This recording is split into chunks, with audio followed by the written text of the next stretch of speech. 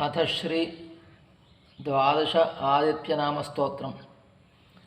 ॐ आदित्यः प्रथमं नामं द्वितीयं तु दिवाकरः तृतीयं भास्करः प्रोक्तं चतुर्थं तु प्रभाकरः पंचमं तु सहस्रांशः षष्ठं चैव त्रिलोचनः सप्तमं हरिदश्वश्च अष्टमं तु विभावसुः नवमं दिनकृत् प्रोक्तं दशमं द्वादशात्मकः एकादशं त्रयीमूर्तिर्द्वादशं सूर्य एव च द्वादशादित्यनामानि प्रातःकाले पठेन्नरः दुःस्वप्नो नश्यते तस्य सर्वदुःखं च नश्यति दद्रकुष्ठहरं चैव दारिद्र्यं हरते ध्रुवं सर्वतीर्थकरं चैव सर्वकामफलप्रदं यः पठेत् प्रातरुत्थाय